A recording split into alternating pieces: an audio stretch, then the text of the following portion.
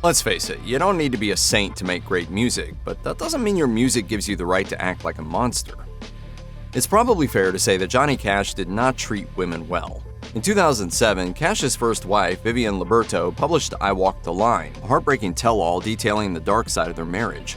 Liberto wrote that she continued to love her husband even through his addiction and his affair with June Carter. It was Vivian who gave Cash 4 daughters, raised them, and stuck with him through the worst of his arrests. Years later, though, Johnny would give all the credit to June. She may have been the person responsible for me still being alive, she and God. Behind closed doors, June Carter didn't have it much easier, in spite of the storybook romance performed for the public. Biographer Robert Hilborn says he was stunned when he found out Cash had cheated on her when she was pregnant with her son. There were many women involved in Cash's extramarital affairs, but the most painful was doubtless June's own sister, Anita. Meanwhile, John Carter has often talked about his parents' less-than-perfect marriage. He even once suggested that his mother's own addiction stemmed from a near-constant fear that Cash would cheat again. That fear spread to their son, too, who grew up well aware that his family could fall apart at any time. When Aerosmith frontman Steven Tyler wrote his 2011 memoir, Does the Noise in My Head Bother You?, he talked a bit about his early girlfriend, Julia Holcomb. Tyler explained that he had once nicknamed her Little Bo Peep and said they liked to get it on in public, but he left out a lot of the other details. Hoping to clear the air about her relationship with Tyler, Holcomb took to Life Sites in 2011 to tell her own side of the story. According to her, she was a 16-year-old from a broken family when she met Tyler. They began their relationship in earnest when her troubled mother signed documents making Tyler her legal guardian. Holcomb says she was already pregnant by the time he asked her to marry him, and plans for a family fell apart when his grandmother refused to pass on her ring. 5 months into the pregnancy, Holcomb was trapped in a house fire and sent to the hospital, where she says Tyler convinced her to have an abortion. By that point, though, their relationship was unsalvageable, as Tyler had already moved on to other women. Holcomb left him and returned to her parents, while Tyler returned to the rock star life. Cee Lo Green hit a serious rough patch in 2012 and 2013. His trouble began when he was accused of giving a woman ecstasy and later raping her. Green ultimately pleaded no contest to the drug felony and got 3 years of probation along with 45 days of community service. The rape charges simply went away, as Green's lawyer argued that there was no proof the act hadn't been consensual. He is a very popular celebrity in Los Angeles. The prosecutor has to consider that because the jury is going to like Cee Lo Green. Soon after, Green took to Twitter to voice his opinions on rape in general. He wrote, "People who have really been raped remember, if someone is passed out, they're not even with you consciously, so with implies consent." Green deleted these tweets during the backlash that followed. He later apologized, insisting that he'd never condone the harm of any women. Despite his hippie image, John Lennon often left broken people in his wake. For example, he abandoned his first son Julian when the boy was only 5. As Julian himself has said, Lennon pretty much disowned him, giving his mother Cynthia just enough money for school and clothes and not a penny more. In some ways, though, Lennon's abandonment of Julian may have been a blessing in disguise. While he was still with Cynthia, Lennon would verbally abuse the boy over the slightest mistakes, and often left piles of drugs lying around the house. He also had a string of affairs, a practice he carried over to his marriage with Yoko Ono, although Ono doesn't seem to have minded. Perhaps worst of all, though, was Lennon's admission in a 1980 Playboy interview that he used to sometimes hit the women in his life. Elvis Presley was 21 when Heartbreak Hotel took him to the big time. After that, the king of rock and roll seemed pretty much unstoppable. Of course, with fame and fortune came the admiration of countless women. Yet, according to biographer Joel Williamson, there was one particular kind of girl that Elvis liked. The right age to be a so-called Elvis girl was 14. When the 22-year-old megastar went on those early tours, he took along his own entourage of 14-year-olds. Williamson claims that Elvis was a fan of tickling and wrestling, along with everything else short of actual intercourse. His future wife Priscilla was 14 when she met the 24-year-old Elvis. Just what went on behind closed doors during that time is still debated. What's not debated is the fact that after Lisa Marie was born, Elvis lost interest in Priscilla. Instead, he began to court yet another 14-year-old girl. In the early 1960s, few musicians were more respected than Phil Spector. Between 1962 and 1966, Spector established himself as the finest superproducer of his generation, crafting countless hits and pioneering a style of instrumentation that became known as the Wall of Sound. His production gave listeners some of the definitive songs of the era, such as the Ronettes' Be My Baby, the Righteous Brothers' You've Lost That Lovin' Feelin', and Ike and Tina Turner's River Deep, Mountain High. But Spector also earned a reputation for his erratic behavior, including allegations that Spector had used a gun to threaten musicians in multiple recording sessions. There were also revelations of abuse from his former wife, Ronettes star Ronnie Spector, who recalled that her husband repeatedly threatened to kill her. He even installed a coffin in the basement of their compound to prove his threats were real. Then, in February 2003, the body of 40-year-old model Lana Clarkson was discovered at Spector's home. Spector was arrested for her murder. After a trial, appeal, and subsequent retrial, he was sentenced to 19 years to life in prison. Spector died in January 2021 at the age of 81. Sean Combs is a megastar in the world of hip-hop. Not only did he score 5 #1 hits on the Billboard charts, but he's also a hugely successful entrepreneur, with Forbes reporting that he made $90 million in 2022 alone. Combs' career came crashing down in November 2023, however, when he was slapped with a lawsuit in federal court by his former long-term girlfriend Cassandra Ventura. She accused Combs of years of rape, physical abuse, coercion, and sex trafficking. The suit was quickly settled, but Combs' legal troubles continued to stack up until September 2024, when he was indicted and arrested on charges related to racketeering, sex trafficking, and other crimes. The new allegations against Sean Diddy Combs, a music producer, is accusing hip-hop mogul of sexually assaulting him. More accusers came forward in the following months, alleging that Combs had raped, assaulted, abused, threatened, or harassed them. Combs has been repeatedly denied bail. He's currently awaiting trial in federal custody. If convicted, he faces a possibility of life in prison. In 2012, Lost Prophets singer Ian Watkins was taken into police custody along with 2 women aged 22 and 24. Watkins was charged with a litany of truly horrific crimes, which included possession, creation, and distribution of child sex abuse images, the sexual assault of 2 children, and charges related to animal abuse. Watkins' defense team initially suggested that the singer would maintain his innocence in court, but he later pleaded guilty to 13 charges. He received a 29-year prison sentence plus 6 on parole. The 2 women, who were the mothers of the underage victims, each received prison sentences of over 10 years. The presiding judge in the case, Justice Royce, stated in court that the Watkins case had plunged into new depths of depravity, while prosecutors in the case described his actions as incomprehensible and appalling. This investigation has uncovered the most shocking and harrowing child abuse evidence I've ever seen.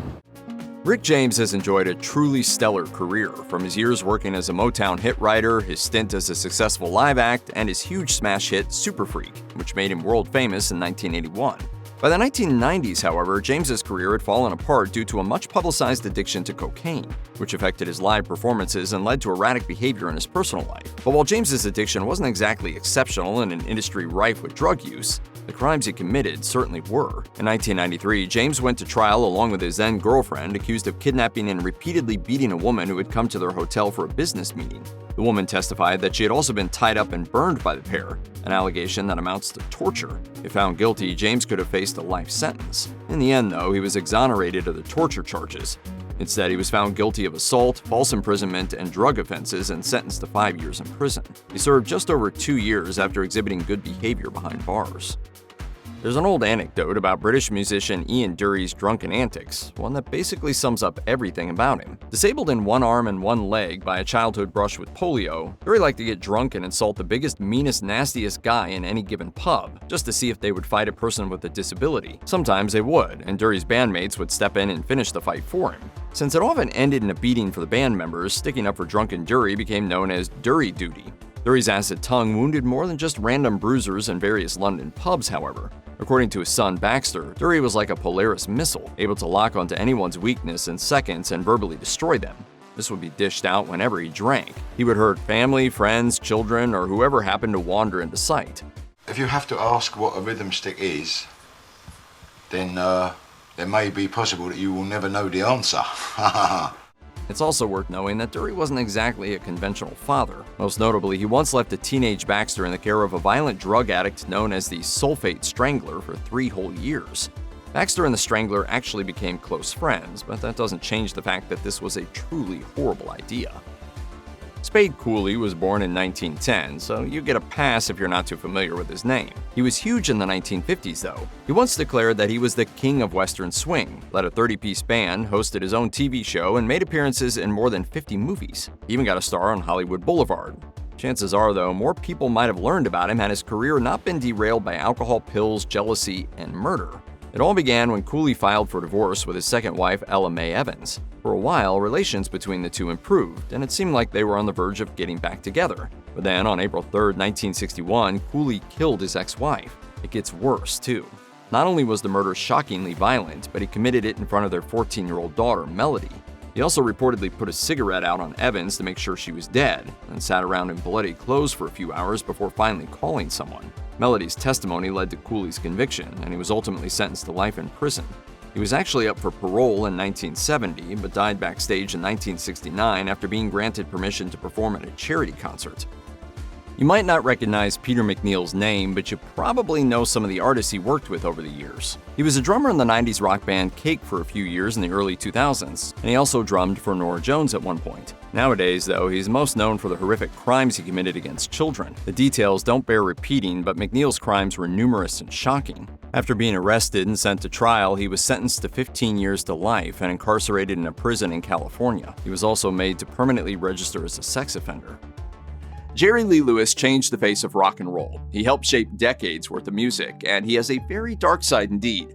The Guardian interviewed him in 2015 and said it's almost impossible to figure out what's true and what's legend, including the circumstances around his nickname, the Killer. The story Lewis tells is that a friend just called him that one day for no discernible reason, but it's also possible it came after he tried to strangle and kill one of his teachers, an act he fully admits to having committed. Lewis has also had 7 wives, and 2 died mysteriously, one by drowning and one by overdose. The latter incident went to court, where Lewis was ultimately cleared of wrongdoing. But the law was not on his side after he shot his bass player in the chest and had to pay out $125,000. Lewis's most infamous marriage was that of his own cousin's daughter, Myra, who was just 13 years old when they were married. You can't get much bigger than the Metropolitan Opera, and for more than 40 years, conductor James Levine was at the very top of it. He sported such titles as Director Emeritus and worked with the company's Young Artist program as Artistic Director. In 2018, however, it was announced that the Met was officially ending its association with Levine amid accusations of sexual abuse and harassing conduct. Not a lot of details were released at the time. The Met's investigation involved interviews with 70 people and ended with an official statement saying, "The investigation also uncovered credible evidence that Mr. Levine engaged in sexually abusive and harassing conduct towards vulnerable artists in the early stages of their careers, over whom Mr. Levine had authority." Well, he's like, we have to improve your bow arm, or we have to improve your sense of rhythm, and I can't understand you musically unless I understand you sexually. Levine didn't comment on his firing at the time, which came after a December 2017 suspension prompted by 4 men who came forward to say that they had been targeted by the conductor as teenagers. Levine denied the accusations then, but it soon became clear that rumors of his abuses stretched back as far as the 1960s, when Levine was working at Oakland University's Meadowbrook School of Music. After these accusations became known to the general public, one of his accusers was quoted as saying, "The truth can be very useful. The truth creates good." If ever there was a human being who embodied the spirit of music, it would be Miles Davis. The jazz icon was one of the true greats of his genre, but he also carried with him a seriously troubled reputation. Davis's issues range from weird to horrifying. First, you've got the fact that he used to play with his back to his fans, and God help anyone who was brazen enough to approach him. There was also his vanity, which was so pronounced that he condemned music critics for singing the praises of anyone else, claiming that they were just out to take away his spotlight. Then there was his heroin and cocaine addictions, stories of pimping, and his abusive relationships with the women he married. Ex-wife Frances Davis has claimed that she wasn't just terrified of him, she actually ran away on multiple occasions, convinced he was going to kill her. Miles Davis even admitted to attacking his wives in his autobiography, and also proudly expressed his approval of other men hitting their wives and girlfriends, too. Nobody in the modern music industry is as capable of voicing controversial opinions quite so loudly as Morrissey. In 2007, he sat down for an interview with NME in which he lamented what he saw as the death of Britishness. While Morrissey denied being either xenophobic or racist, he was still quoted as saying, "Although I don't have anything against people from other countries, the price of immigration is enormous. Travel to England and you have no idea where you are."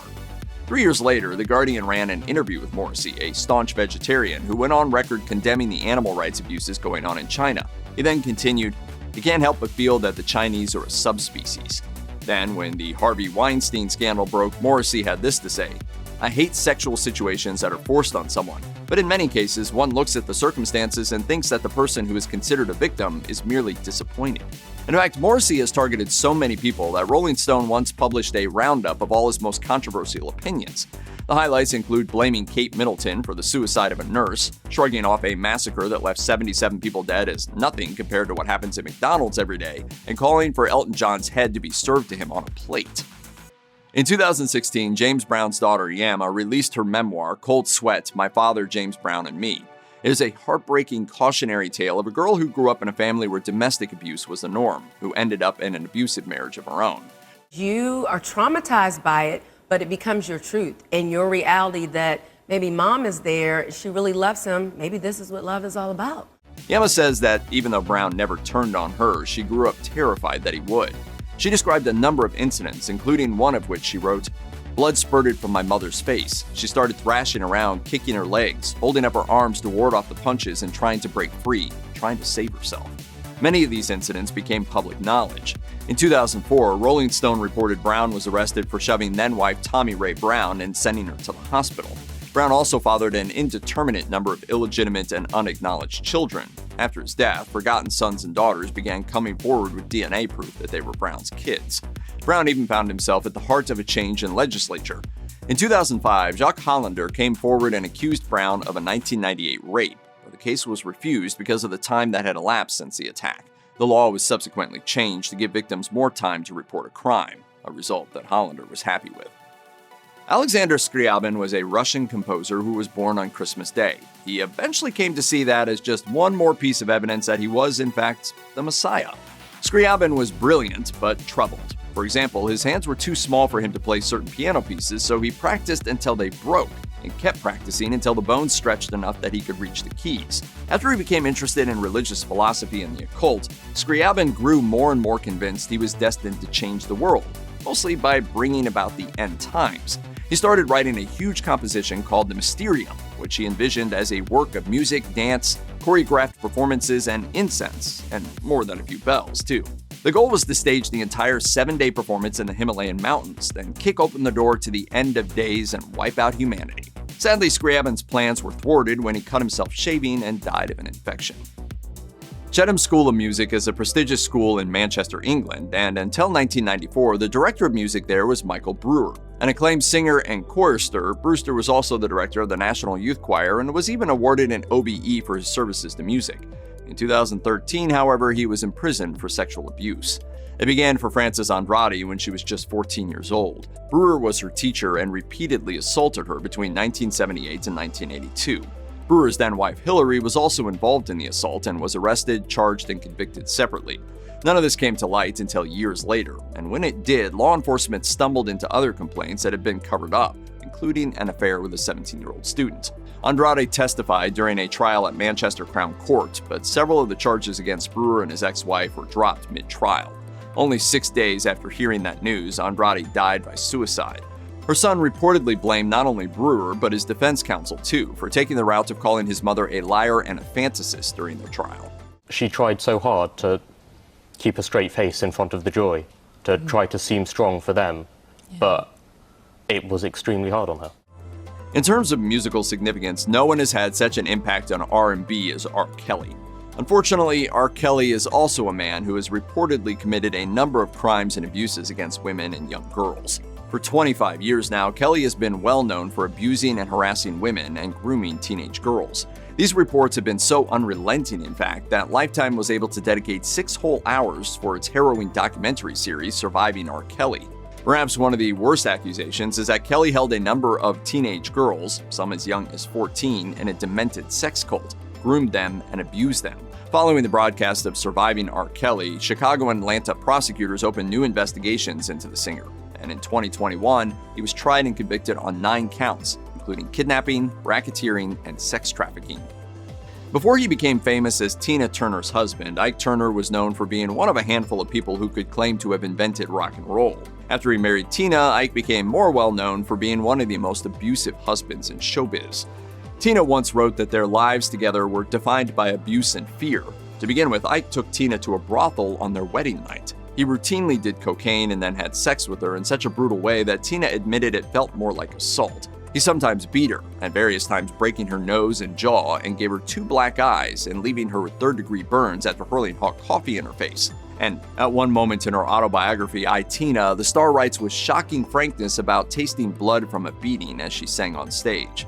There are also rumors that Ike threatened to kill Tina, shot bullets into her house after they split up, and once drove her to attempt suicide. When asked about it in a Spin magazine interview, Ike said, "I didn't hit her any more than the average guy beats his wife." In the post-Me Too era, it has become quite clear how far the rich and powerful will frequently go to silence their accusers. That may be why, despite an all-out assault by the Jackson estate calling its subjects' credibility into account, the documentary Leaving Neverland has actually made it to TV. This 4-hour film features detailed interviews with two men who say they survived persistent abuse at the hands of Michael Jackson as children. Leaving Neverland slowly builds an effective, methodical case with so many damning details that many have found its accusations difficult to question. Not that others haven't tried, though. The two accusers, Wade Robson and James Safechuck, had previously defended Jackson at his trial, and later lost the civil suit against the estate for abuse allegations. Jackson's estate says this shows their story is motivated by greed. Robson and Safechuck now credibly allege that Jackson groomed them as children, molested them, forced them to perform sex acts on him, and even staged a mock wedding. All the while, Jackson threatened them with prison if they ever told a soul. Though he died in 1949, the influence of blues pioneer Leadbelly lives on. George Harrison once said, "No Leadbelly, no Beatles." And without him, rock and roll as we know it may never have existed. Still, Leadbelly was a bad man. Born Huddie Ledbetter in 1888, he did several stretches in jail, starting with 30 days on a chain gang in 1915 for getting in a particularly violent fight. 2 years later, he was arrested again, this time for killing his cousin's husband and nearly killing another. He was pardoned in 1925, but went back to jail in 1930, this time for stabbing what Black history now says was assault with intent to murder. It was during this stint that he was discovered by a pair of musicologists who were recording songs for the Smithsonian, and Leadbelly recorded hundreds for them. The rest of his life was a combination of performing at venues of all sizes across the country and more time in jail. There was another stabbing incident in 1939, assault in 1940, you get the picture. He was diagnosed with Lou Gehrig's disease only months before he died from it, leaving behind a very dark and complicated legacy.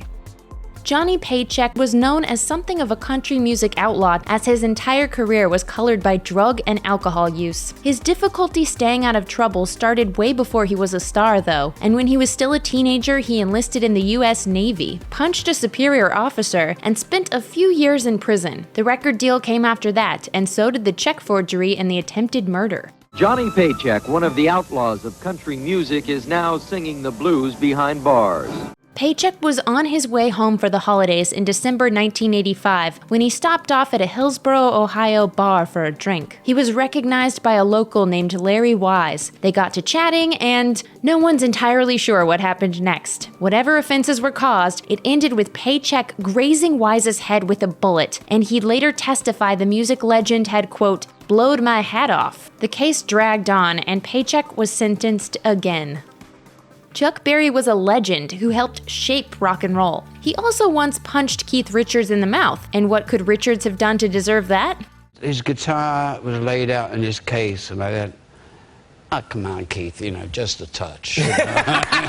Berry's attitude got him into all kinds of trouble, and he even had a name for those incidents, his naughties. It started when, as a teenager, he did 3 years in a reform school for stealing cars and a bit of armed robbery. Fast forward to 1962, when Berry was 36 years old. He was tossed in the clink for violating the Mann Act, a law that prohibits taking a woman across state lines with immoral intentions. Oh, and she was 14.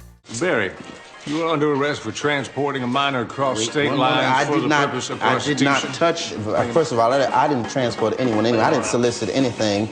That's not all. In December 1989, Berry was accused of videotaping women in the not-so-private privacy of the bathroom of one of Berry's restaurants. The following June, his property was raided, with law enforcement finding weapons, pot, and the videotapes in question, placing him at the center of a class action lawsuit. Berry's camp eventually settled, but that seriously tarnished his legacy. Brian Jones died not long after the Rolling Stones had made the decision to move on without him. It wasn't a surprising choice. Jones made Keith Richards look like the one you'd choose to bring home to meet your parents. There were, of course, the drugs and the pills, but his troubles started long before that. How long? He was kicked out of his grammar school for inciting rebellion, and it sort of spiraled from there. In public, he got in the face of anyone who didn't understand their music, and behind closed doors he had a violent streak a mile wide. Anita Pallenberg was one of the original muses for the Stones, and she'd eventually go on to have a long-term relationship with Richards. But she started out with Jones, and Rolling Stone magazine says it was an abusive relationship that ended when he hit her so hard he broke his hand on her face. It ended up very badly, because by then Brian had become very abusive and very kind of envious, and Keith couldn't bear the way Brian treated me. Sympathy for the devil indeed. Even people completely unfamiliar with classical music know the work of Wagner.